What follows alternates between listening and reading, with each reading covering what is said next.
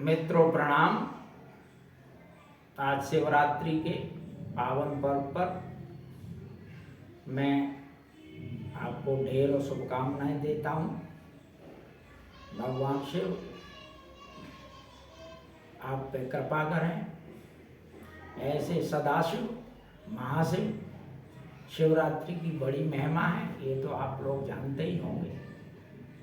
और सदाशिव महाशिव और शिव कई नामों से इनको जाना जाता है।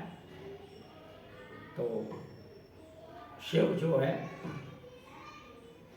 इस सृष्टि का मूल माने जाते हैं। वो सदा थे और सदा हैं और सदा रहेंगे, और उनकी चेतना सारे संसार में व्याप्त है। मेरा तो ये मानना है कि जिस एनर्जी के बारे में मैं अक्सर आप लोगों से चर्चा किया करता हूँ, वही एनर्जी जो कभी जिसका क्षय नहीं होता, उसका मूल स्रोत ही शिव है। तो महाशिवरात्रि का पर्व, इसमें बेर खाए जाते हैं। बेर शिव को बहुत पसंद है, क्योंकि बेर में विटामिन सी होता है। मूलतः क्या है, हमारे जो त्योहार और जो पर्व मनाए जाते हैं, उनमें काफ़ी लोगों की कामना के लिए, लोगों के मंगल के लिए उनके साइंटिफिक रीजंस होते हैं। ऐसा ही नहीं, इस समय क्या है, मौसम का बदलाव होता है, होली आने वाली होती है, इस समय लोगों को सर्दी जुकाम बहुत रहता है। तो बेर में विटामिन सी होता है।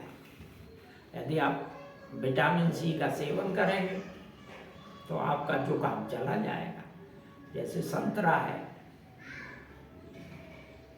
विटामिन सी बहुत ज़्यादा होता है, तो जब आपको जुकाम और हल्की फीवरिश महसूस करते हैं, ऐसे समय में बेर खाया जाता है। और बेलपत्र भी शिव पर चढ़ाया जाता है। तो बेलपत्र भी बहुत ही अच्छी औषधि है डायबिटीज़ के लिए।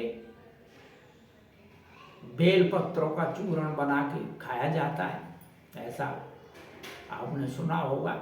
वैद्य लोग यही, अगर कोई डायबिटिक है और बहुत प्रॉब्लम हो रही है, बहुत दवाइयाँ खा रहा है, किसी तरह से वो ठीक नहीं हो रहा, तो जो है बेलपत्र, मेथी, जामुन गुठली और तेज पत्ता, 4 चीज़ों का नुस्खा बनाया जाए और 1 चम्मच खाने से पहले सुबह और 1 चम्मच शाम को से दिया जाए, तो जो है वो बहुत काम का होता है। अगर वो 3 महीने गर्म पानी से उसको सेवन कर ले और मंडूक आसन और कपालभाति करे, तो उसकी डायबिटीज बिल्कुल ठीक हो सकती है। अब आ जाती है बात, अरे शिव जी पे तो भांग और धतूरा चढ़ता है। तो भांग धतूरा कोई मामूली चीज नहीं है, भारत की एक मानी हुई औषधि है प्राचीन काल की। अब जब अंग्रेज आए, तो अंग्रेजों ने जब देखा कि उनकी दवा बिकती नहीं, उनकी शराब बिक नहीं रही यहाँ, तो उन्होंने एक हेम्प कमीशन बनाया। हेम्प कमीशन ने सर्वे किया और सर्वे करके उन्होंने देखा कि भारत में जो हल्की फुल्के जुकाम बुखार खांसी के बीमार होते हैं, दर्द वगैरह होते हैं, वो लोग सीधा शाम को भांग का सेवन कर लेते हैं, कोई गांजे का सेवन कर लेते हैं, और दर्द से, जुकाम बुखार से छुटकारा मिल जाता है। तो ये था। तो धीरे धीरे क्या हुआ, जब उन्होंने लेबर वर्क पे सर्वे किया कि आप लोगों को थोड़ा तकलीफ नहीं होती, दिन भर काम करते हो, तो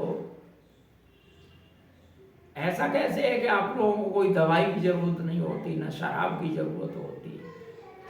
तो उन्होंने कहा कि हम तो थोड़ा सा गांजा ले लेते हैं शाम को, सवेरे बिल्कुल ठीक उठते हैं और दोबारा काम पे चले जाते हैं।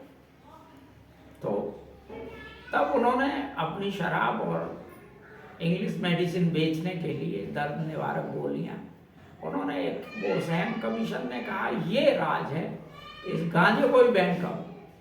तो उस समय भांग, धतूरा, गांजा और भांग ये बैन कर दिया गया, जो कि हमारे यहाँ बहुत काम की चीज़ थी। अब बात आई धतूरे की, तो धतूरा एक तरह का विषैला पौधा है, लेकिन धतूरा बहुत काम का है। धतूरे के बीजों का औषधियों में प्रयोग हुआ करता था, और धतूरे के बीज जो है अस्थमा वगैरह में उनकी दवाएं बनाई जाती थी। तो धतूरा भी बहुत अच्छी चीज़ है। तो सवाल ये है ना कि शिव जी पर जो चीज़ें चढ़ाई जाती हैं वो बहुत ही कल्याणकारी चीज़ें होती हैं।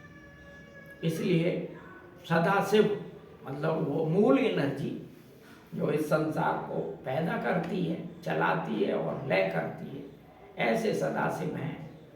और ऐसे सदाशिव की पसंद उन्होंने ये दिखाया, विटामिन सी की चीज़ें, गांजा भांग मतलब औषधि चीज़ें, धतूरा औषधि चीज़ें।